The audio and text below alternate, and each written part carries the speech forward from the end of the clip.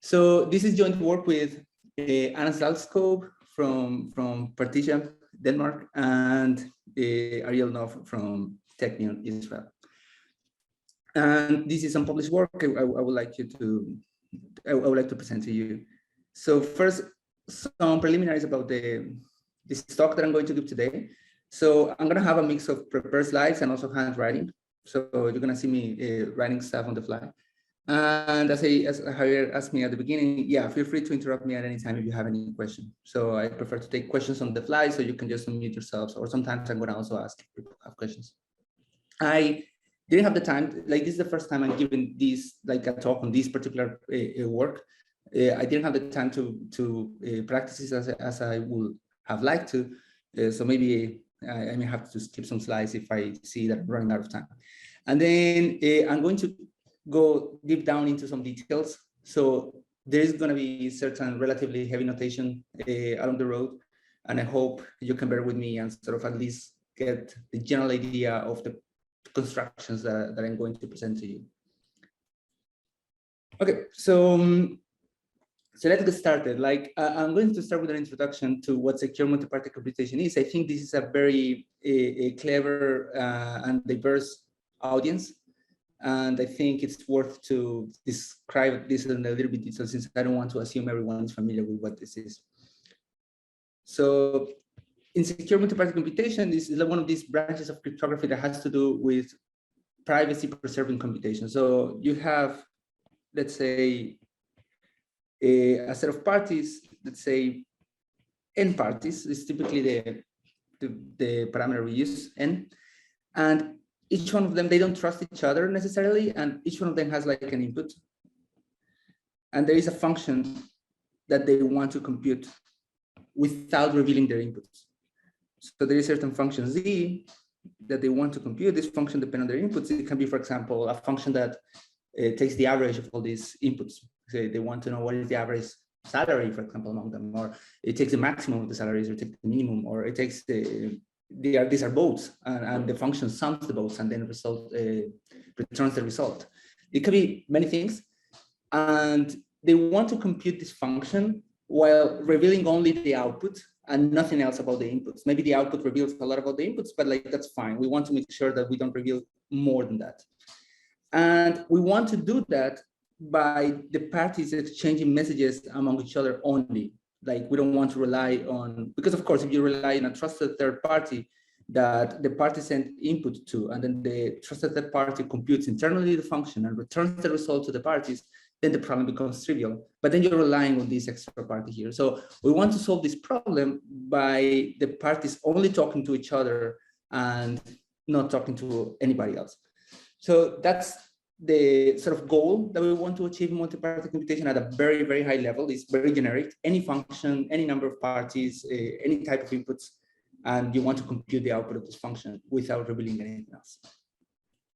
So, yep, a bit more concretely, there are n parties, as I just said.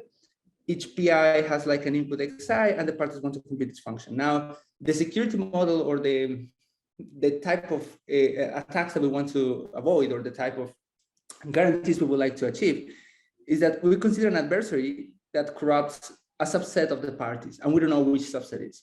So T is usually used to denote this subset, like the amount of parties that can be corrupted. So the adversary is corrupting T out of the n parties.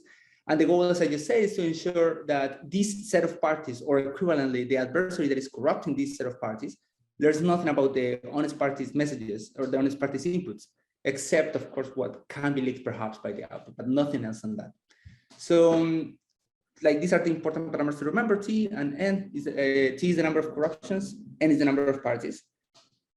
And the general receipt that we use to construct MPC protocols, we typically, there are garbled circuits, there are other protocols based on fully homomorphic encryption, but like a very general receipt is protocols based on secret sharing. And secret sharing is a general technique. It allows you to take an input and sort of distribute it among the parties in such a way that any T of them will learn nothing about the input X, but T+1, let's say T+1 can completely reconstruct the input. So it means that if you give this little piece to each single party, the adversary who is corrupting T of the parties will not learn anything about the secrets from this little piece that the corrupt parties are receiving, but somehow still the parties jointly, they still can recover the secrets. And the way that we model the computation is, let's say that the computation takes x1, x2, x3, and x4 as inputs.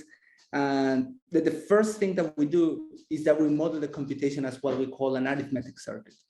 So you take the computation, whatever computation you want to do, and you write it down as a set of additions and multiplications over certain algebraic structure. Let's say, for example, a finite field, which is the simplest case to think about because it's complete. Any function can be written as such a circuit.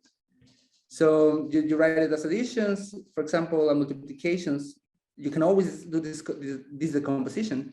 Let's say this is the output.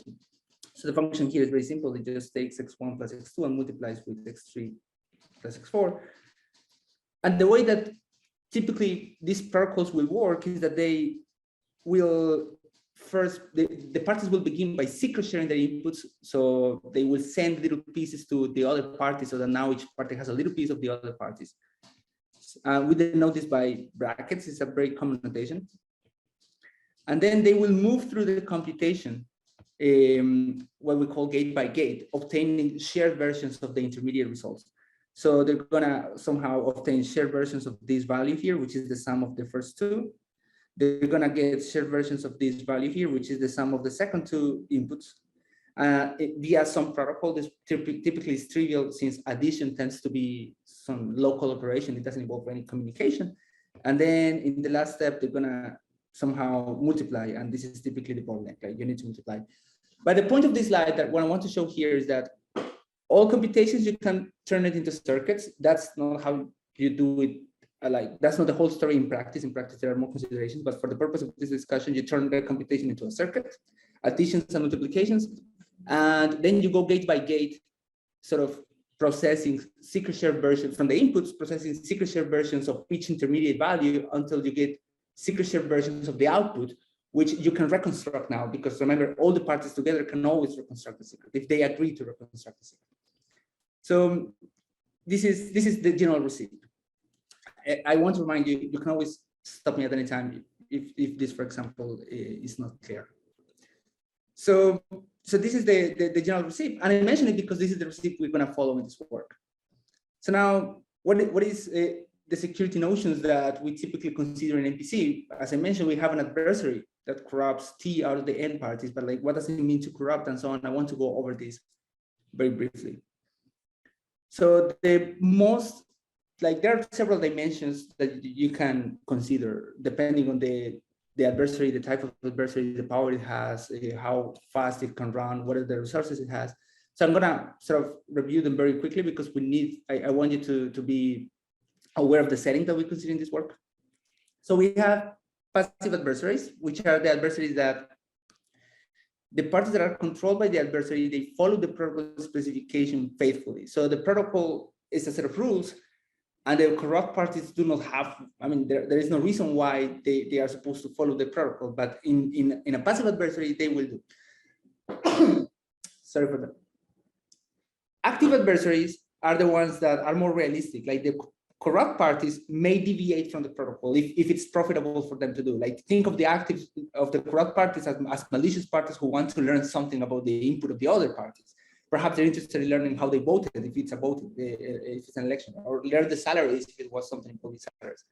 So actively corrupt parties will try to actively cheat and deviate from the protocol execution. Okay, so that's one way of categorizing the adversarial power. The other one is by measuring the amount of corrupted parties. If a lot of parties are corrupted intuitively, then it's harder to achieve security because you have an adversary that is more powerful, is learning more information. So we basically distinguish between three settings. So let P1 up to Pn be the involved parties as usual, T be the number of parties that the adversary corrupt. When there is no bound, so the only thing we know is that T is less than N, that's it. So T can be up to N minus 1. That's the strongest setting. We call it dishonest majority. You'll see why in a second. And that's the strongest one, because then you can tolerate all parties to be corrupted, except perhaps one. I mean, you need at least one honest party to talk about or something to protect. So that's the strongest setting. Like, that's the one we all would like to have. But designing protocols there is complex compared to the other settings that we'll see in a second. And they are less efficient, again, relative to these other protocols. And they have less output guarantees. I'm going to explain what this is in a second. So a typical relaxation is that we can assume that the adversary corrupts at most in half of the parties, or a minority. Or in other words, that the majority is honest, which is why we call it honest majority. And this will have weaker privacy guarantees, in the sense that, like, if the adversary corrupts more than this minority, maybe the protocol breaks. But the protocols are typically simpler, and they will be more efficient. And they will have better output guarantees. I'm gonna again discuss this in a second. And an even more like weaker relaxation is considered an adversary that corrupts 1/3 of the parties. Now the protocol becomes even less secure because you tolerate less corruptions. But on the flip side, you get simpler protocols, way simpler than the honest majority ones, and you also get more efficient protocols. So this is like a very interesting setting to consider. Okay, and finally, for privacy guarantees, we have essentially three notions. We have computational security, which is when the privacy will hold as long as certain computational problem remains hard, or as long as the adversary doesn't have an infinite amount of resources, which is okay in practice. Like, all of our internet and like our communications are secured because we assume that no one in the world has like the amount of power to break things like AES, or like to find collisions in hash functions like SHA-256 or stuff like that. So having computational assumptions is fine. And statistical security is like a stronger notion of security, where the privacy will hold irrespectively of what is the computational power that the adversary has. Very good notion, of course, and usually leads to simpler protocols. And perfect security is an even more refined version of the above. This one has a negligible failure probability, like the adversary may cause the protocol to fail or may learn information with a very, very, very tiny probability, which in practice is fine. This one doesn't have like that possibility of error. The reason why I want to give you all this information is because I want to make sure, as I mentioned, that you see where the protocol I'm going to talk about sort of is located with respect to all these variables. So I want to make this one like this. This is the table of what we can achieve and what we cannot achieve. And here we have perfect security, statistical security, computational security. This is the output guarantees I was telling you about, the slide that you skipped, which is guaranteed output delivery means that the adversary cannot disrupt the execution of the protocol no matter how hard he tries. So basically, you get that the output is guaranteed to be obtained by the parties. Fairness is that if the adversary gets it, then the honest parties will get it, but maybe no one will get it, and that's fine. But it's fair because either everyone or no one gets the output. And abort is the worst case, which is that the adversary may get it and the honest parties won't get the output. So what we have is that, like, if you're in the dishonest majority setting, you have to settle with computational assumptions. You cannot get a GOD. You cannot get even fairness, but you can get abort. And for the honest majority setting, you cannot get perfect security, or about active security, by the way, but you can get a statistical one, and now you can get GOD. And the setting we are interested in, so this whole introduction is to be able, again, to tell you where the talk of today is located, is this one. So we will consider T less than a third protocol, and it will be almost perfectly, actually not perfect, it will be almost statistically secure. We can get perfect, but we consider statistical security for efficiency purposes. It will be almost perfect statistical secure, but it's not even that. It's computationally secure, but because we use very mild assumptions like PRGs, we don't use heavy number theory based or like public key based assumptions. And we achieve the strongest notion, which is guaranteed output delivery. So this is the setting we are working on. So more concretely, this work that I'm going to talk about is about Sorry to interrupt, Daniel. I don't know if you're able to see that there's actually a question related to the previous slide. Yeah, thank you. Are the impossible results for the X on the table? Yes, yes, yes, yes, yes. So every X in the table means that we cannot do it. And the colors, by the way, like I skipped the meaning of the colors, is that the black ones are implied by the red ones. So the interesting one are the red ones. And there are impossibility results to show that we cannot get fairness with dishonest majority, as famous Cleave's result from the 80s. I honestly forgot the reference right now. We have proofs that like you cannot get perfect security with T+1.5, and this is the other one. Like if you cannot get information theoretic security, even if the adversary is passive for dishonest majority, like this one here, we will have all that proven. So T+1 with active security and guaranteed output delivery. That's the setting we are considering. And here, if you're familiar with it, I'm going to explain what it is later, but like we use replicated secret sharing for an arbitrary number of parties. So if you are familiar with this, then you immediately will jump off your seat and say, like, you cannot use replicated secret sharing for an arbitrary number of parties. We know that it scales very badly. Like it scales exponentially with the number of parties. And that's true. The share size, and the local computation and storage will be exponential in n. And that's not good, because if you have a like n equal to 10 or 15, then you're going to have like huge share sizes. But MPC is more than being a computation and local storage heavy, it's very communication heavy. People will talk a lot. And the cool thing about our protocol is that our techniques allow for constant communication per multiplication. So the communication involved won't grow exponentially with n, even though the local storage of each party and the computation each party needs to do scales very badly with n.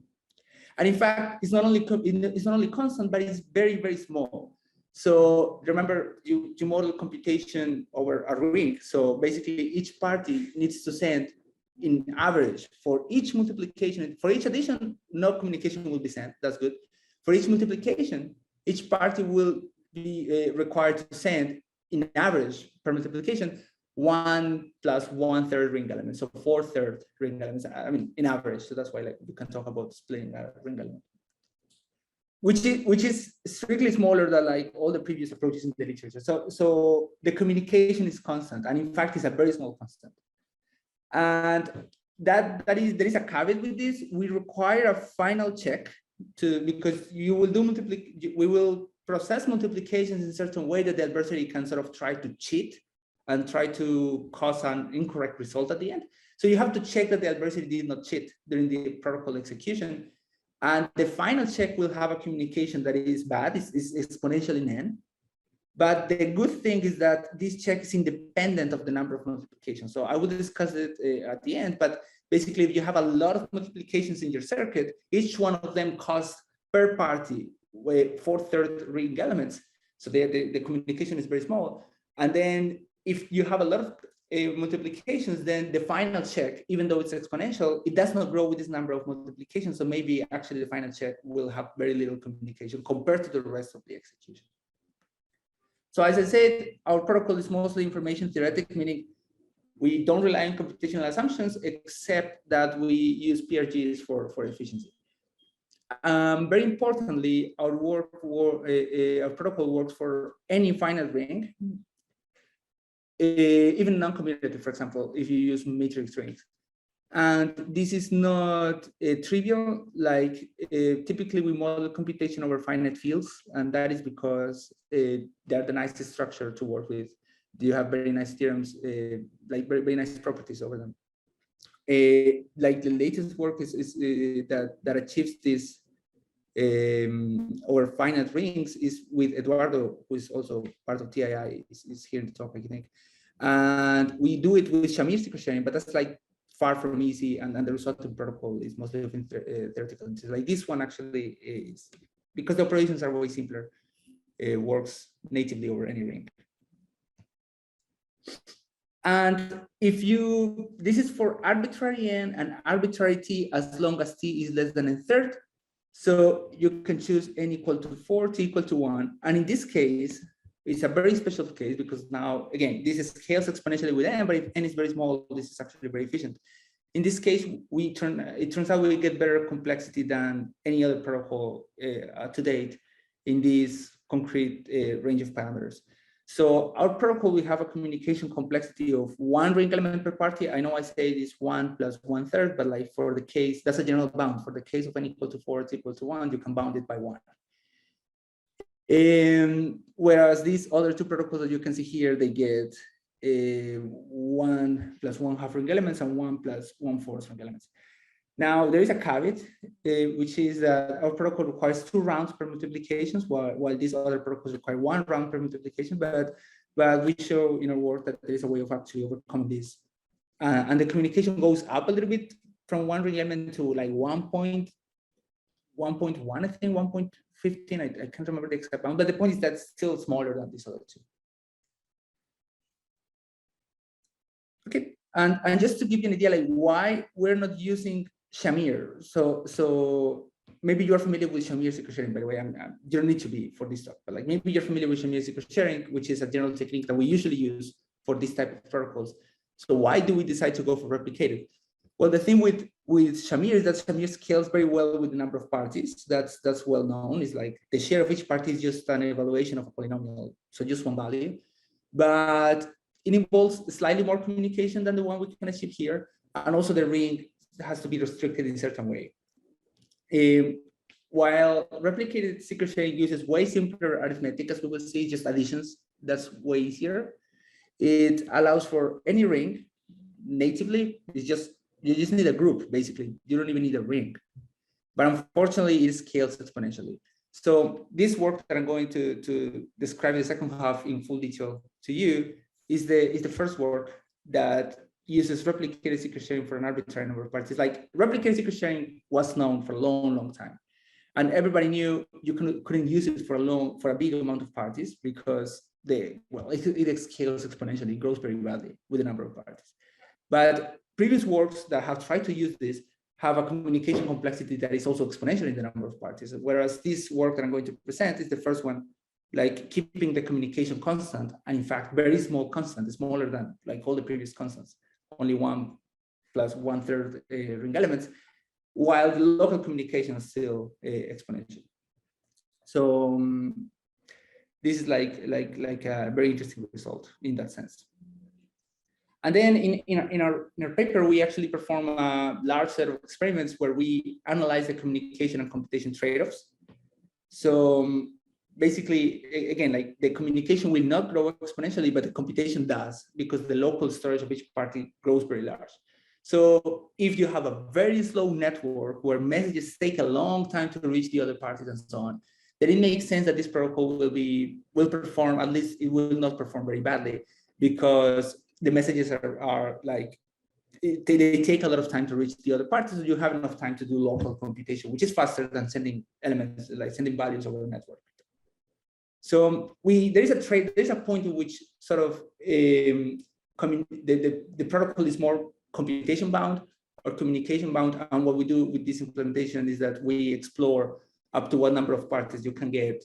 Like this becomes feasible. At some point, the number of parties is so large that the local storage is huge, and the parties spend more time computing than actually sending data. At that point, the protocol is not that efficient anymore. But like before that, when the protocol is communication bound, our protocol definitely makes sense. So we provide, as I said, a full-size implementation of this over protocol. Like we have implemented all the components, and we studied these relations between computation and communication. And as a byproduct of our implementation, we suggest that in certain contexts, MPC with replicated secret sharing can actually be useful or viable. I don't think this was considered before, using replicated secret sharing for a large amount of parties. People use it for 3 parties, for 4 parties, even for 5 parties, but more than that, it was the idea like it doesn't make any sense. We showed that, I mean, you can actually go up to 10 and 13 parties and do a few 100,000 multiplications and remain completely optimal, like remain competitive with respect to Shamir secret sharing based solutions. With some other advantages, you can now do over any ring efficiently. You can now like keep the communication minimal and like other things. Okay, so that was the sort of overview of what we achieved. Now I want to go deep down with the details. It's going to be more heavy on notation. The math is very simple, but the notation is very heavy. So I hope you can bear with me in what follows. I want to stop briefly for a second and ask if you have any questions of what I described so far. Also allow myself to drink a bit of water.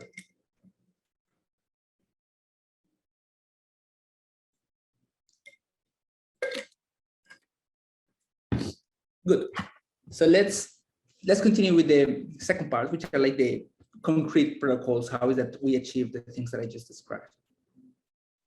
So the first building block that we're going to need is replicated secret sharing, which I said is not invented by us, like an old thing that we knew existed for a while. It's a very useful secret sharing scheme because it achieves certain optimality results. You can use it for secret sharing over arbitrary adversarial structures and several other nice results. So it's a very important construction that is worth knowing on its own. So yeah, it's going to be a bit heavy notation, as I mentioned. So this is going to be the threshold. Remember, by threshold, I mean no, like any set of these shares won't leak anything about the secret. Any set of D+1 shares are going to be enough to reconstruct the secret. Now we're going to enumerate all the possible subsets of parties of size n minus d. How many of those we will have? We will have, I mean, you can do the combinatorics and find out that it's n chooses d. And we consider R to be any ring. So this is sort of the preliminary notation. And to secret share a value, so you have a secret, you are the dealer, you have a secret, and you want to distribute a share to each party. This secret is X. The way that you distribute the secret is as follows. So in the first step, you're gonna find additive shares. So you're gonna split the secret into a sum of a lot of terms. How many terms? One for each possible subset of size n minus d. In the second step, okay, by the way, how do you do this? You can sample the first lambda minus 1 terms, and then the last one, you define it to be the secret minus the sum of the first ones, for example. But you sample, the point is that you sample lambda elements uniformly at random. The only constraint is that they have to add up to the secret you want to distribute. And so there is one of these additive shares for each subset of size n minus d. And each party PI is going to receive essentially the summands that correspond to the sets that this party belongs to. So these are subsets of the set of parties of size n minus d. Given a party PI, this party will belong to some of them and it will not belong to some others. Like you as a dealer, you will send the additive share corresponding to the sets that a given party belongs to. How many elements, this is relevant, but the point is that like there are a lot of elements, like a party belongs to a lot of subsets. This is exponential, so you see like where the exponential comes from. And the notation we use for this situation or for this vector of shares is brackets of x. So whenever we write brackets of x, we mean that the parties have shares according to this sharing method that I just described. So this is replicated secret sharing, and to illustrate it with an example, let me consider the case of n equal to 3 and d equal to 1. So basically, we take all subsets of size n minus d, which is size 2. So these are P1, P2, P2, P3, and P1, P3. I enumerated them in this way. Then the dealer will take the secret and split it into 3 summands, one for each such subset. And then P1 is supposed to receive the, this is a typo here actually. So P1 is supposed to receive the shares of the sets it belongs to. So P1 belongs to T1, so it should receive XT1. It also belongs to P3, so it should receive XT3. It should not receive XT2, sorry, like that's a mistake. So it should receive 2 values, one for each set P1 belongs to. P1 belongs to T1 and T3, so it should receive XT1 and XT3. Now, P2, on the other hand, belongs to T2 and T1, so it should receive XT2 and XT1. And it should not receive XT3, so I swapped them. And similarly, P3, I hope you can see this at this point, P3 will receive xt3 and xt1, because that's the sets p3 belongs. So each party is going to receive a lot of these commands, but not all of them. Okay, so that's the general idea of replicated secret sharing. And I would like to convince you that this is secure. So first claim is that given these shares, the secret will remain hidden. The reason is simple. If you consider T to be a set that has exactly D parties, I would like to claim that these D parties do not learn anything about the secret. And the reason is actually simple. The complement, this is the notation for the complement. The complement of this set is a set of size n minus D. And no party in this complement actually has this share, because which parties have this additive share? The parties belonging to this set. So the parties in T, all of them are missing this share. And if you're missing at least one of these commands, then you are missing the secret. That's like a very basic property, because each command is uniformly random. So you need all of them to be able to reconstruct the secret.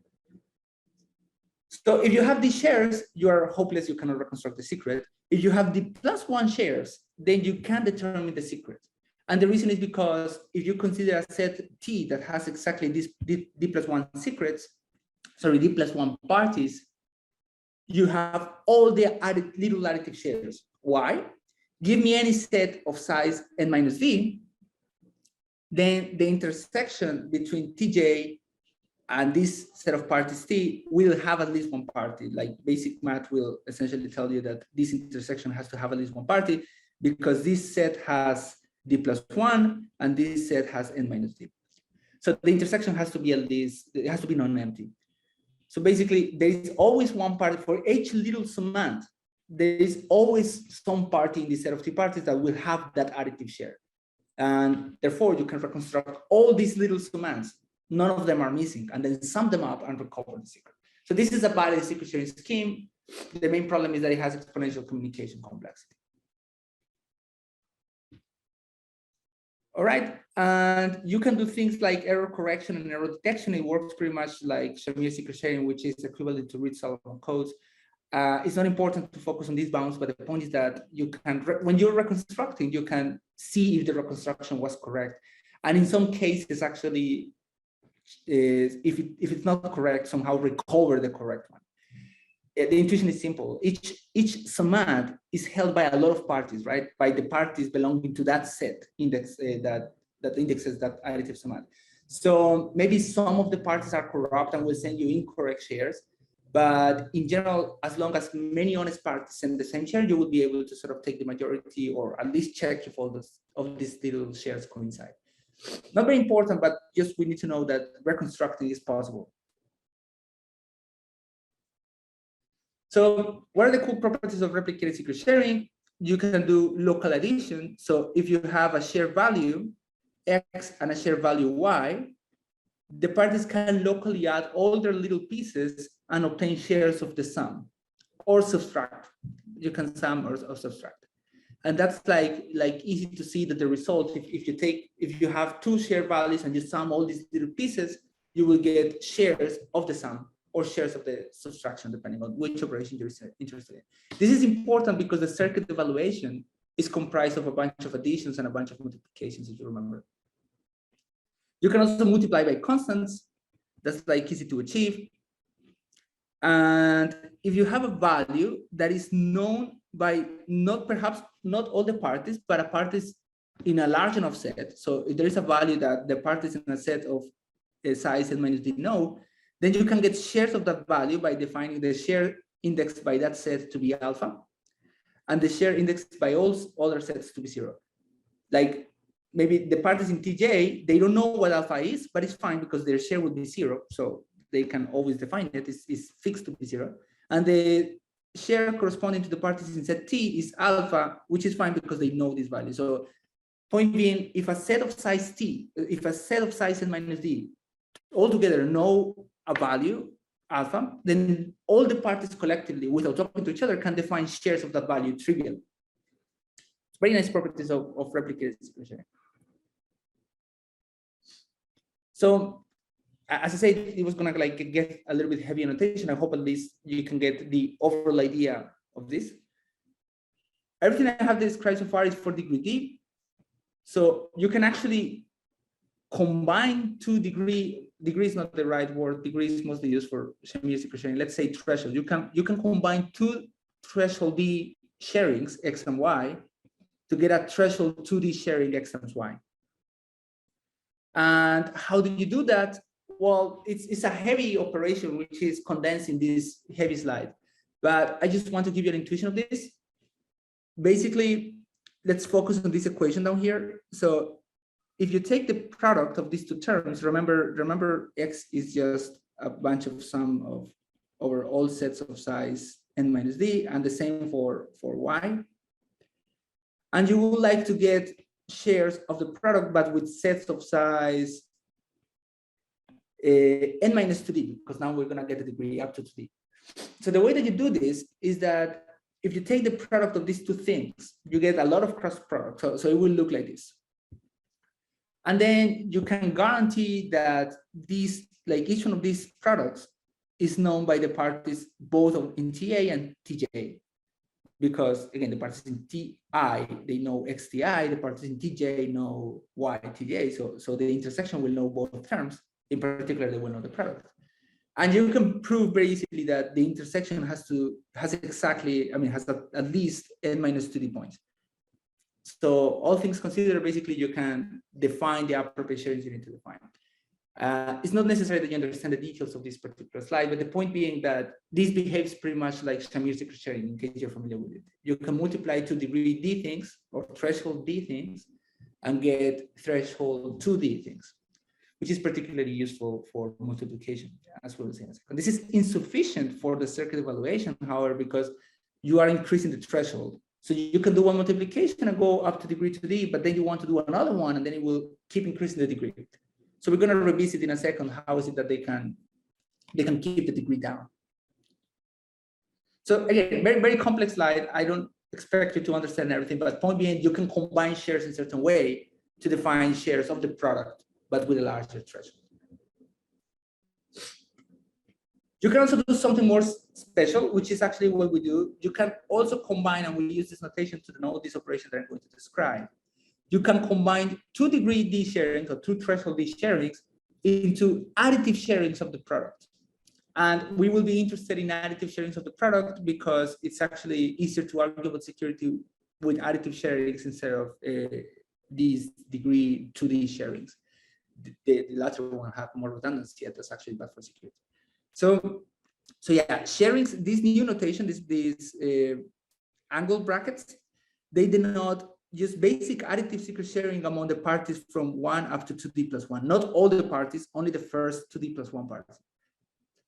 And just like before, if the parties have shares of X and shares of Y with degree D, each one of them, and they want to obtain additive shares of the product, but just additive shares among the first 2D plus 1 parties, then there is certain operation that can define. Like I'm defining it down here, but the point is similar to what we defined before, is that you can take the product of the two shares, they will have a lot of cross terms, and then basically each of these products is known by the parties in the intersection, but we are not interested in the parties in the intersection, we're interested in the parties in the intersection among the first 2D plus 1 parties, but even that intersection is guaranteed to have at least one party if you work out the bounds.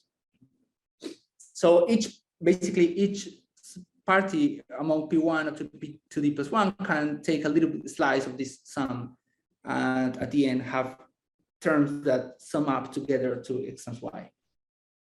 Point being, we can do this process. That's what I wanted to remember. Like we can take shares of degree D, shares of degree D of X, and shares of degree D of Y, combine them in a certain way that involves a lot of some sums, cross terms, and stuff to get shares of the product, where we're talking about additive shares of the product, and not all parties are involved in these additive shares, only the first 2D plus 1. Okay, so these are the building blocks. I haven't involved any communication so far. It's just like local computation that each party carries out, right? Like additions are local, addition by a constant is local, multiplication by a constant is local. Even this multiplication between two sharings that take threshold D and return threshold 2D, or take threshold D and return additive shares among the first 2D+1 parties, all these operations have been local.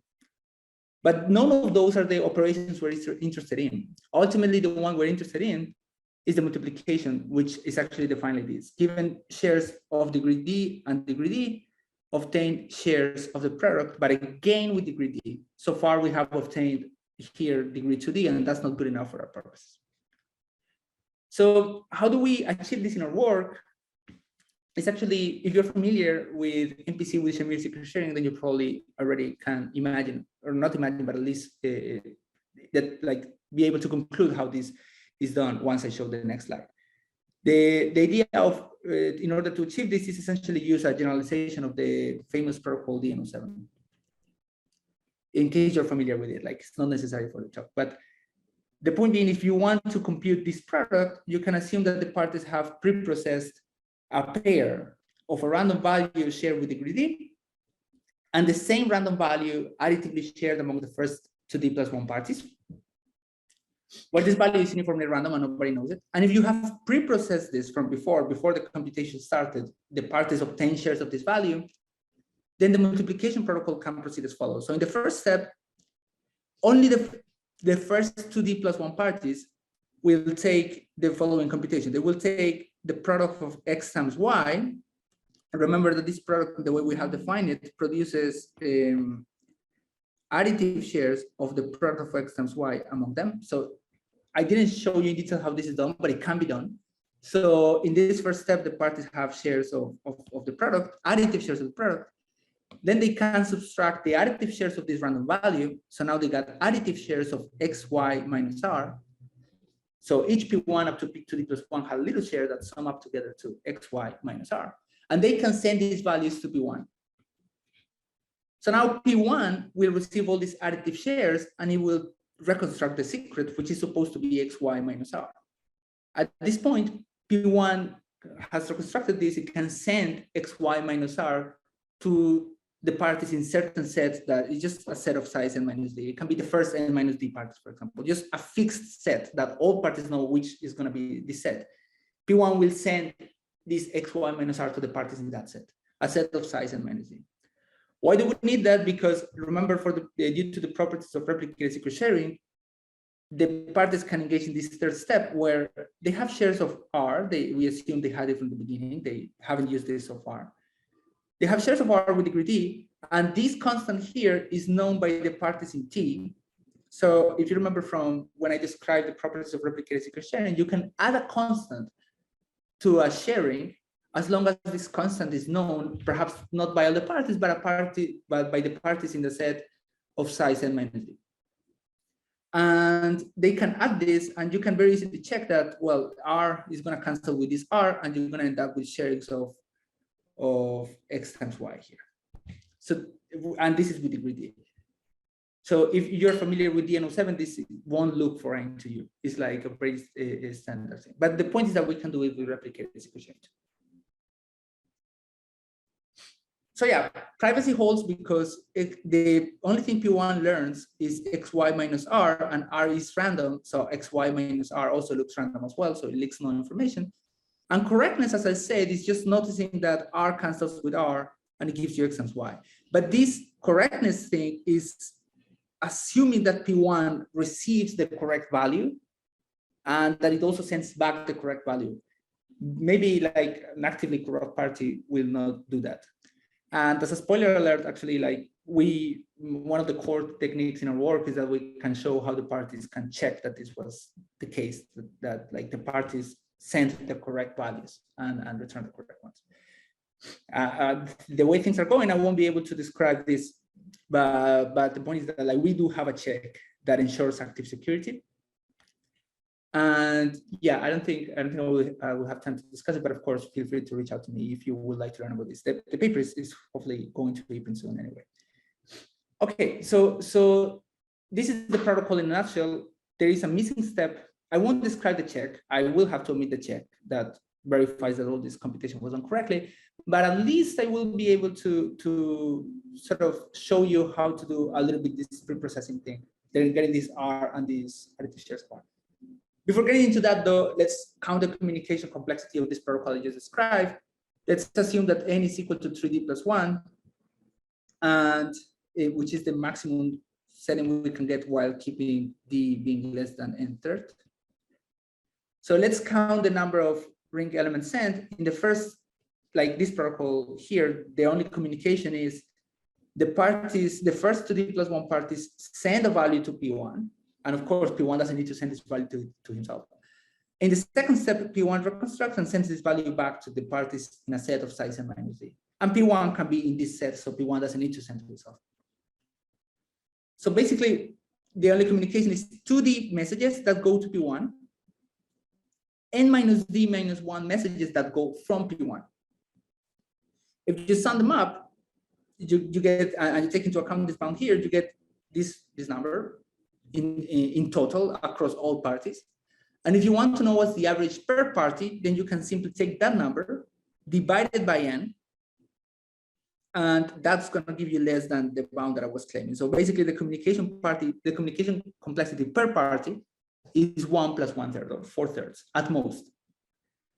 And this is, as I mentioned, is strictly better than like all previous works that appear in the literature. With a caveat, I insist, this is not all flowers and like nice stuff. We also have this exponential communication complexity in the check that I will have to omit, but it's independent of the amount of multiplication that you perform. And we also have local exponential storage and local exponential computation. This is for arbitrary n. If you set n equal to 4, then you get 4 minus 1 over 4, which this cancels out, and you get 1, which is what I was claiming at the beginning. So we get a strictly better communication than also previous works for the case of n equal to 4. So yeah, I think I might have to skip the preprocessing as well. Or actually, let me just. So the preprocessing is this thing that I mentioned, that you need shares of R of a random value of degree d, and then shares of the very same random value, but additively shared among the first 2D plus 1 parties. And the main point of our work, or like the reason why we get such efficiency, is because we don't need to count for communication when generating this. You can do it non-interactively. The parties don't need to talk to each other in order to obtain these shares. How do we do that? So it's going to be a bit tricky to describe it, but at least I can give you an idea. So the overall idea with like that involves interaction. This is not the latest. This is not the last one we're going to use. The one that involves interaction is something like each party from 1 up to 2D plus 1 will sample like an internal Ri, and we're going to define the ultimate R to be the sum of those. So now the parties have additive shares of R by definition, because each party from P1 up to PD plus 1 have like a little additive share. And then to get the other part, which is the shares of D, of degree D, or of threshold D of R, each party is going to distribute these shares using threshold D, and then they're going to sum them up, and then now they got this. So you can see they got the shares of degree D as intended, and they also had the shares, the additive shares. Now, this involved communication here in this step, because PI had to distribute shares of our ID. Now, the main optimization is that if you have some keys that are pre-shared, so at the beginning, at the first step, PI distributes shares of a random key that can be used to see a pseudo-random generator, like a pseudo-random number generator. If you use that, then actually the parties can obtain these shares of Ri without talking to each other, just by seeding just by calling the PRG. I don't discuss the details of this, but like the point is that you only need to do this thing I'm showing here. You only need to do it once to distribute keys, and then you can generate as many of these as you want in the online phase. So yeah, that's like the way that you generate the preprocessing. I'm not showing how to do it with the PRG, but the point is that you can do it non-interactively. And now I would like to discuss in the last few minutes some experimental results. With respect to the comment that Abdel just posted, how do you prove that the shares correspond to the same? It's kind of like by definition in a way, because you can see that like each party has distributed this value each party distributes whatever here. Maybe they distribute a different one, right? Maybe they don't distribute Ri, they distribute Ri plus something. But this is fine because then you redefine R to take into account this error. And then you know that by definition, these R down here is going to be exactly the same up here. So you don't need to check that each party distributes like the value they say they were going to distribute. You just need to check that they distribute whatever thing they distribute correctly. So yeah, these errors will sum up to go to some else basically. So in terms of some experimental results, of course, very briefly, since we're about to finish the seminar, the communication complexity for protocol, as I mentioned, it grows up exponentially for the final check, but for each multiplication gate, it will be small. So here on the left, we have an increasing number of parties. And we see that the share size, by the way, this is for a ring of size to the 64, so you need 64 bits to represent the elements. And the share size for n equal to 31 is already very large, like 250 megabytes for just literally one share of one element. But this is your local storage. Like the communication will always be constant. It will always be below like 11 bytes per multiplication gate. So you can see, yeah, it grows very badly, but communication is always more. And the final check is very expensive. So the communication per party is something like 5 gigabytes in the case of 31 parties. But I insist, if you have a lot of multiplication gates, like a lot, these 5 gigabytes will look insignificant with respect to the amount of communication you already communicated across all these multiplications.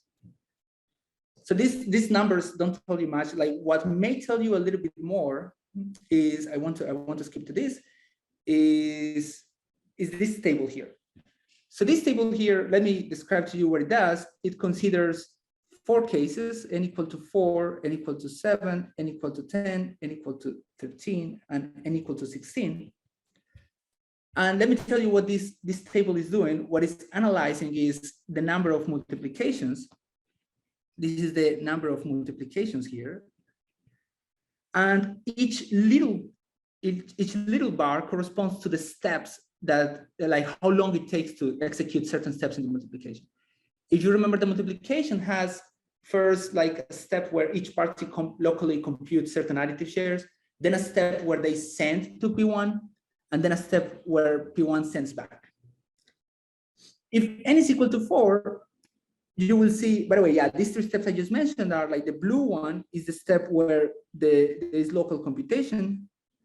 This one is sent to P1, and this one is received from P1.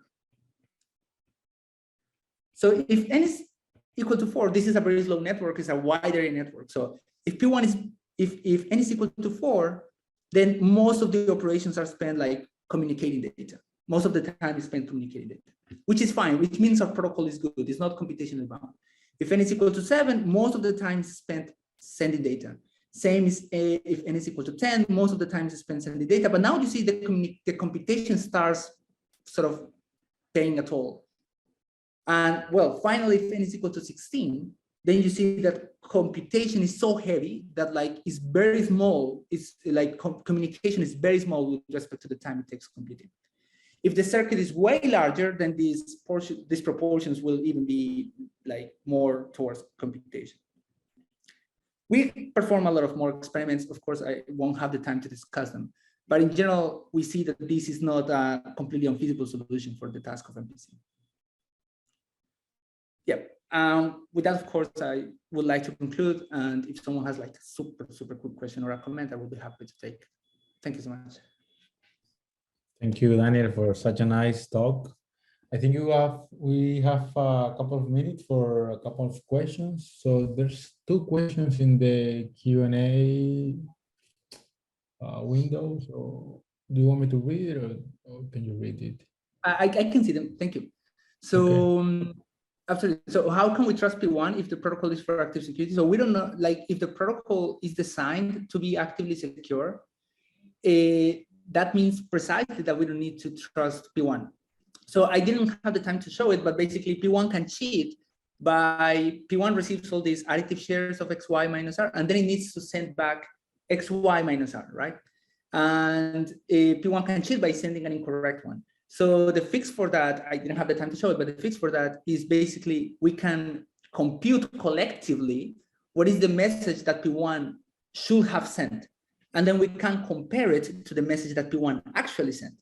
And if these messages don't match, then, well, we can conclude that P1 was corrupt. Another thing I didn't mention, by the way, is how do we get guaranteed output delivery? We can identify cheating parties and remove them from the computation. I did not discuss it, but yes. And the security level here, as you mentioned, it depends on two things. It depends on the PRG, of course. So if you choose a decent PRG, you should be completely fine. And there is certain compression technique, sketching technique that uses random challenges. And for that, you need the ring to have a large enough exceptional sequences. It's like you need the ring to have certain special property. And if it doesn't have the property, you can just repeat the check many times. Like there will be a check that fails with certain probability. It may not be a very small probability, but you can repeat the check many times. That way you get a smaller probability. But that's the only assumption. That's the only security assumption here. And but Eduardo, thank you so much. Which is the non-replicated security-based protocol you were comparing against? So there is this protocol by Furukawa and Lindell, I think, at CCS. They use Shamir secret sharing, and they use it over finite fields. And the communication complexity is something like 2 1/3, like 2 + 1/3 ring elements or something like that. So it's like it's at least twice. Like our protocol is twice as better as them, without counting that, without taking into account the final check. The final check, of course, is exponential, so that we have to take into account. And finally, in the chat, we have if it's possible to overlap communications with computations. Yes, that's how our implementation actually works, is that while you're sending this data, you let it go, and then you internally try to compute, if this is what you meant. And what we show is that in some cases, you have enough time while data goes and then returns to you, you have enough time to compute what you need to compute. But if you need to compute a lot, if you have a lot of parties, then you won't have enough time. So basically, our protocol, our paper is not about, oh, we have this new protocol that now is better than everything else. It's more like we have this new protocol that allows you to use replicated secret sharing, which was not used before, as long as you have certain conditions like a very slow network that gives you enough time to compute while messages travel, and parties have certain capacity for storage and things like that. By the way, I also didn't mention, but this is a cool technique. I just realized it's a cool technique for working with arbitrary adversarial structures, in case you're familiar with this. But like will be the first paper that enables this. I mention it because Abdel here, of course, works with scale Mamba, so maybe like this is one way of enabling scale Mamba to handle like very large number of parties, or at least larger than the one you will have naively.